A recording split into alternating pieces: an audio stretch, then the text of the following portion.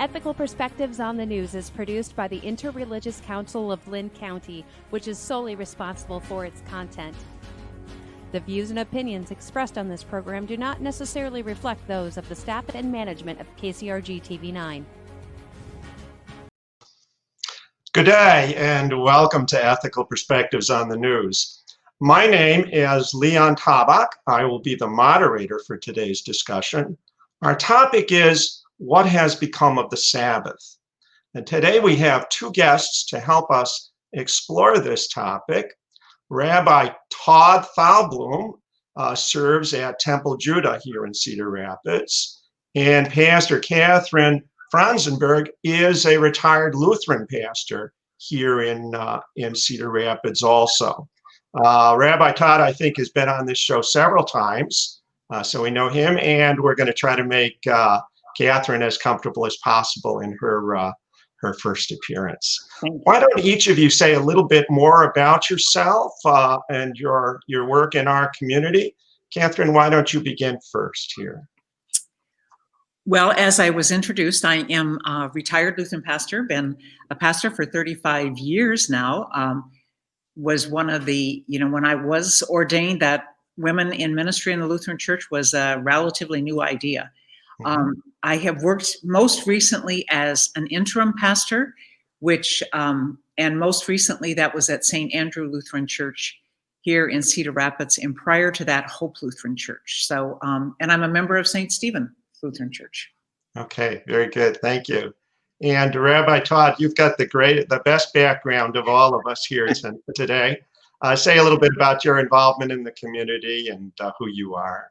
Right. Thank you for having me here tonight. I am Rabbi Todd. I've been here in the community now 11 years or so. I've been rabbi 20 plus years. Started my rabbinate in Houston, and then have been here for the last decade or so. I've been very involved in the community, along with been on the board and served as president for a while of the Interreligious Council, and have tried to be very involved to encourage the members of Temple Judah to be involved in the community as much as possible. Very good. Okay, I'd like to start by seeing if we have a common definition of the word Sabbath. I'm not a scholar of religion, but I read just a little bit. What I learned was that Friday is the special day of the week for Muslims because that's the day on which God created Adam, at least according to what I read. And Saturday is the day on which God rested and is the Jewish Sabbath. And Sunday is the day on which Jesus was resurrected, rose from the dead. And each of these days is special to these religions, but I want to know if we all have the same sense of what is special. A day for prayer, a day for communal worship, a day for rest. Do you sense that we might have some very different definitions of Sabbath, or are we all kind of on the same page here? Anybody want to dive in on that one? Go ahead, Todd. I don't think you're far off. I think certainly Shabbat in the Hebrew, as we more commonly refer to it today in the Jewish world, or the Sabbath, which is certainly a perfectly good way to describe it, encompasses all of those three things that you had said.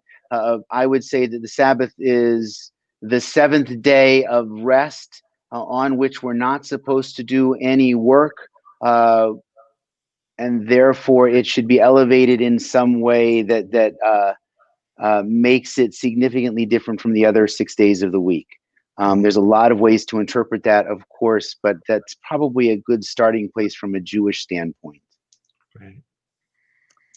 Right. And from the Christian faith, we have chosen Sunday as the first day of the week. So it's kind of in contrast, but the meaning of the Sabbath, I think, is very much the same.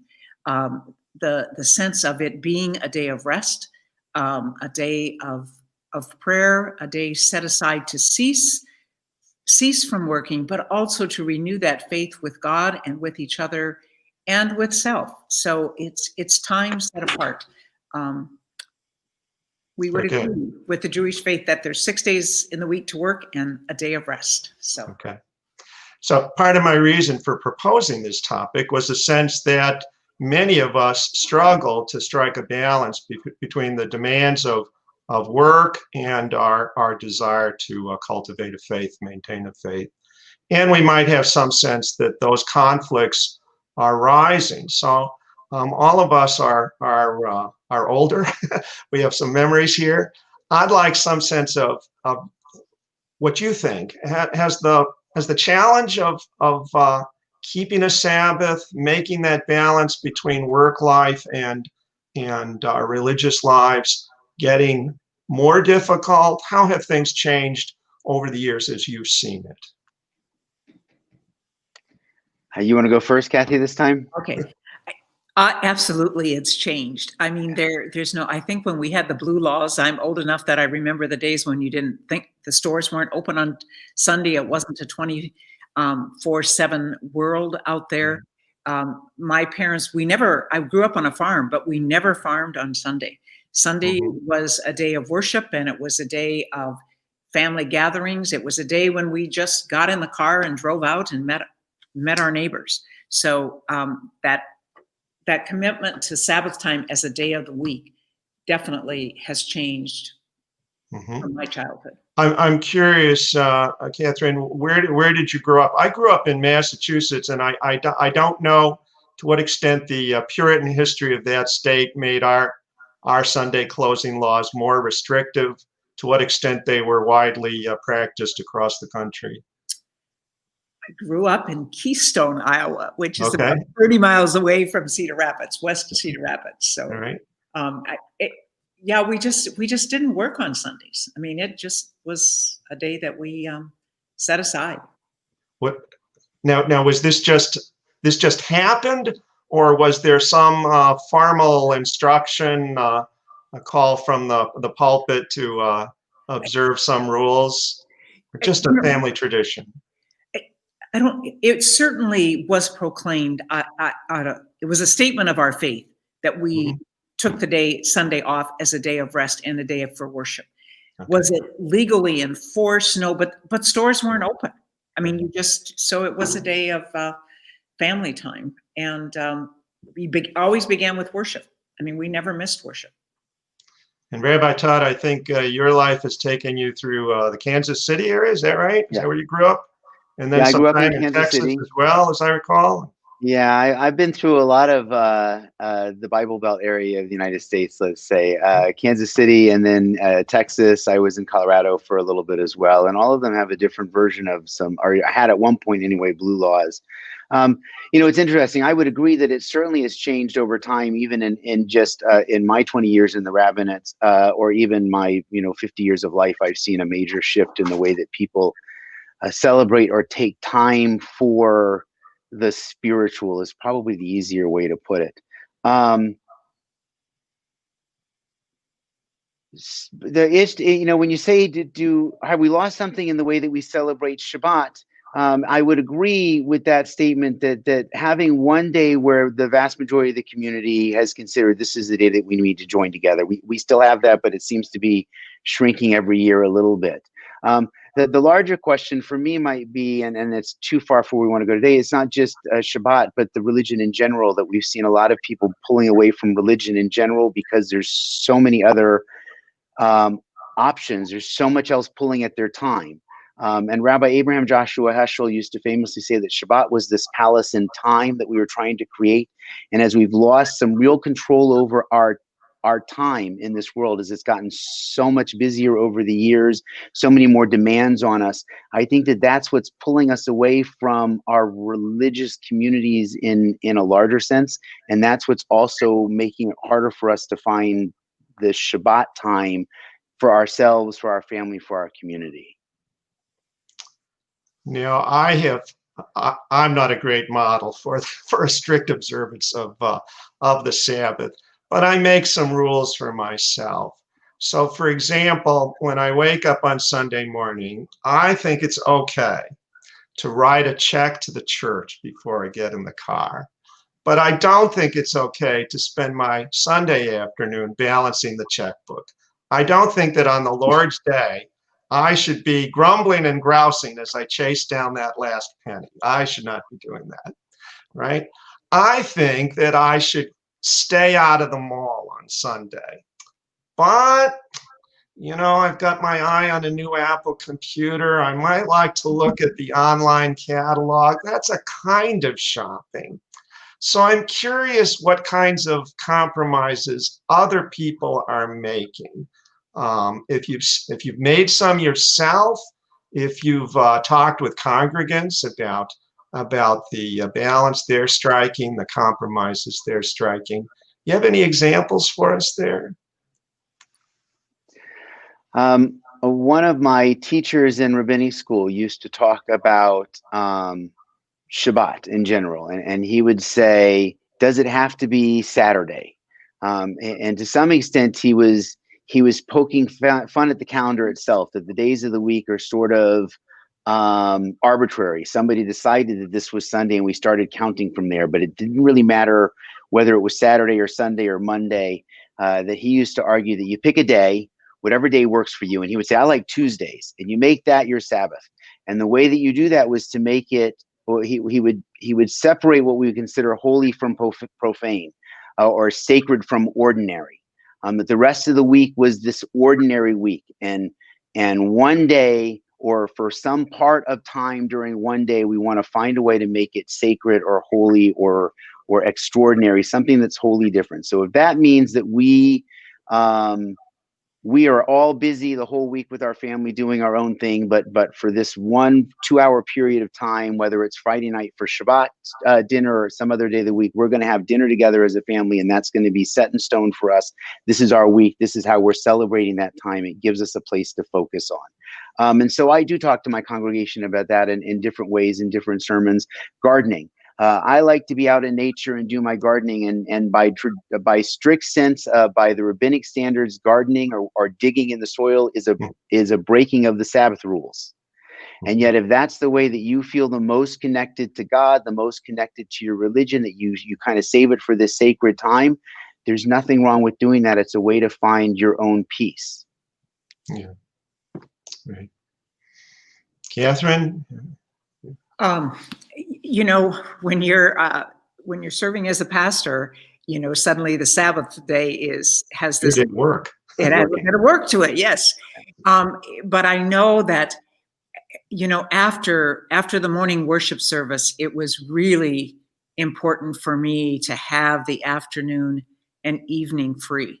And that could be relationships with people. I can remember early in my ministry saying, I need to go out to eat on Sunday. That's a way of taking care of me. Now, somebody had to fix that meal for me if I went out to eat. So, they talk about the fact we should give extra tips if, in fact, we ask somebody else to prepare a meal for us on Sunday. But I have also found, I tried to be very disciplined about taking Fridays off. Mm-hmm. And not allowing myself to go into the office, because it was like if I went in the office, it would consume me. Another piece that I found became really, and is to this day really important for me, is Sabbath time in the morning. Boy, that I can soak up 2 hours real easy just having that be my time, and that makes a huge difference for me the rest of the day. I think that when I think about the community and the gift of women being able to work in the world, I always wanted to be gainfully employed. But what that means is that for many people, Sunday is the only day off, and so yeah, it's merged. I mean, it's been hard to find that Sabbath time like we used to have it. Yes. Well, if you think of more to say about this, I'm curious about how the electronic world has intruded upon us. As I say, it was easier before when we had those Sunday closing laws. There was nowhere to go, and it was easier before to separate work and commerce and spending and buying because things were closed. But now with the internet, it's all open. Another compromise people might make is they might promise themselves, I'm not going to answer the cell phone or the beeper and drive into the office. I'm not going to get in the car, go 20 miles and spend my afternoon in the office doing work, but then they give themselves the license to catch up on work-related email, and it sort of clouds or spoils part of that Sabbath experience. Okay. Yeah, I get your point on the blue laws. Although I actually have never had a problem with the blue laws going away, to be honest. And that's probably, as a non-Christian in this society, it never made sense to me. Yeah. Sundays you couldn't go out and buy things, but for Jews that didn't matter. It was Saturday that they were supposed to be celebrating the Sabbath. And you already said at the beginning of the program that the really special day for Islam is Friday. Right. So Sunday as a blue law discounts a whole significant portion of the population by saying, no, this has to be the Sabbath day. So that, I think, was fine when we sort of lost that, as that's disappearing across the country.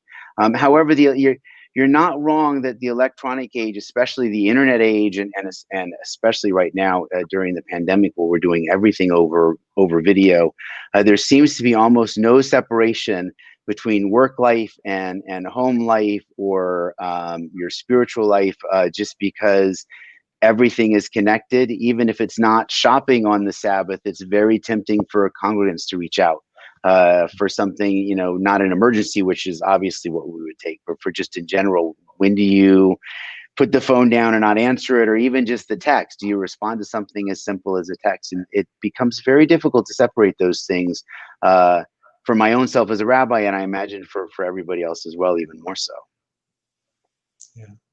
So I thought also that we're a more integrated nation. We live and work among people who have different faiths or no faith.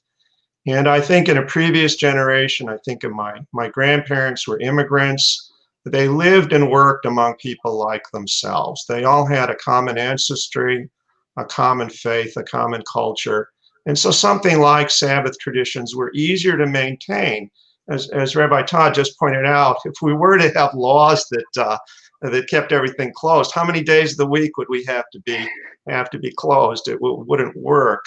But in a small community, a small homogeneous community, they could do that. They could have a set of rules that extended through the neighborhood. And then observance was easier. It wasn't an individual decision. I didn't have to make that deliberate decision myself. Sort of everybody was doing it. You're sort of pulled along. So maybe something to say about that loss of community support that kept us using that, making that day special. Anything more to say about that? Catherine, maybe?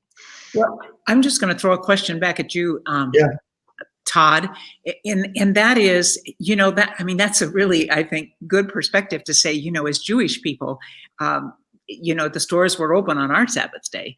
How was that to have all that? I mean, was it still easy to maintain the Sabbath, or did it feel like a countercultural thing? To be honest, it's one of the things that leads to the split in Judaism from Orthodoxy to Reform Judaism back in the 1700s and the mid 1700s in Eastern Europe. The idea, one of the things was, as Jewish businessmen start moving into the city and want to have businesses open, if they're closing their business on Shabbat, on the Jewish Sabbath, on Saturday, when the workforce is able to go out and do all their shopping, they're losing out on their business. And then alternatively, the Jews who try to go out and shop on Sunday, which would be the day they could, are finding all these other businesses closed. And so the businesses themselves have a lot to do with how in the Reform world, Shabbat moves more to a Friday evening observance than a whole day Saturday piece, because the modern world demands that we be able to exist in it. Right. Yeah. Interesting. So it was impossible. Now that's not to say impossible, because the Orthodox world certainly still maintains a very strict Sabbath day, but they also do a lot of their shopping in their own community. And of course, now Sundays, it's not a problem to go shopping on Sunday. But and maybe in response to that, to say how important that individual family tradition then becomes. I mean, I remember visiting with a family in Cedar Rapids who every Sunday night, the extended family came together, the children, and every Sunday night there was a family meal. And I think, wow, what a rich tradition to know that would happen. It used to be that Wednesday night was, quote, church night.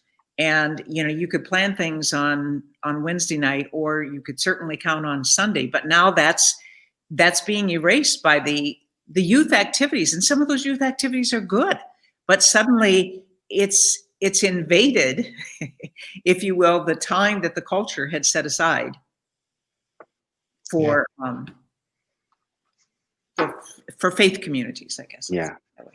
Well, some of my reading suggested that a commitment to the Sabbath is not just a commitment to one day. We have to organize our week to make it possible to celebrate a Sabbath. So speak to that, if you will, if you'd like to say something about that. How would we organize our weeks better? Any comments? Well, in the Jewish world, for sure, if you're being holding to the commandments in a strict way, and therefore that means the 39 categories of work. Some of that has to do with no kindling a fire, no cooking with fire, or no cooking. So you have to really prepare for that whole day. So Friday is seen in an Orthodox Jewish world as a day of preparation for the Sabbath. Usually, you would work a shorter day so you could be home prepared. The women in the home and in the Orthodox world, it is the women, are cleaning and preparing both the meal for that evening and also the meals for the next day, which might be something that can just kind of stay warm on a stove that they're not overseeing. Therefore, they have something hot, or it might be cold meals that they've got all prepared, so they've got food for the day. But yeah, in order to be able to take a full day off, you really had to be able to prepare for it. And you think about, Kathy, you probably talked to this on the farm. If you were to go a day without feeding your animals or really doing some of the work in the barn, you really have to be up on that in order to make it last.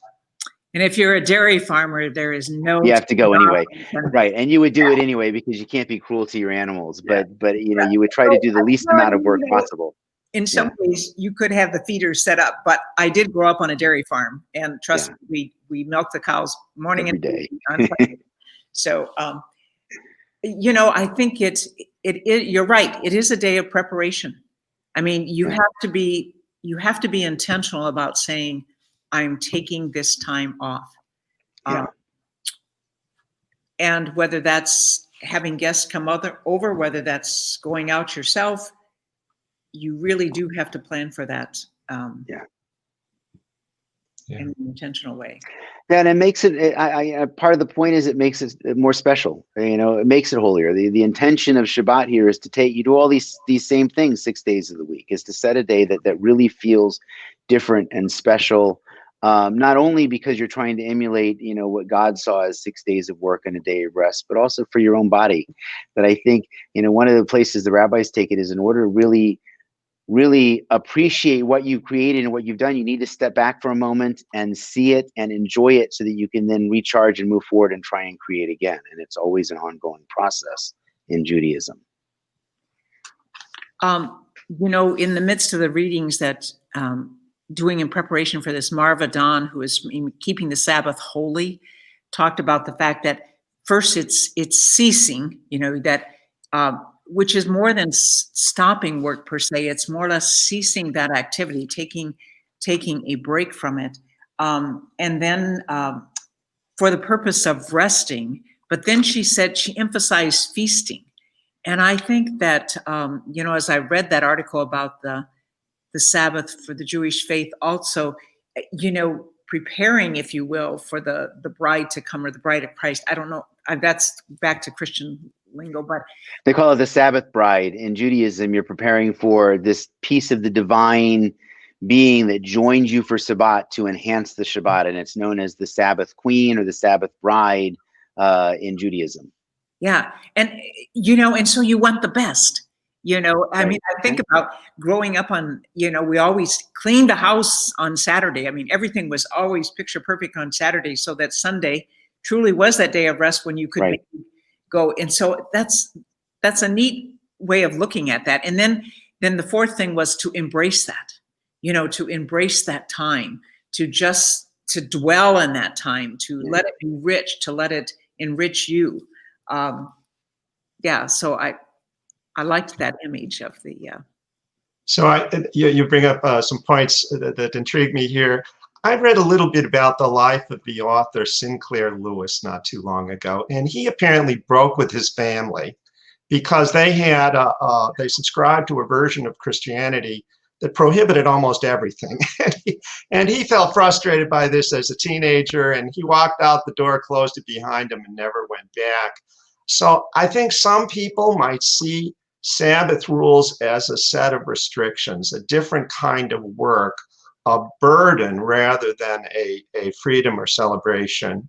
You've spoken about family and meals and other parts of the Sabbath day that go beyond not touching any light switches or sitting in church for 3 hours or something like that. So can we talk a little bit about the enjoyment, the kinds of social life we enjoy on that day, the way it brings our families together, strengthens our families and our communities? Am I on the right track there?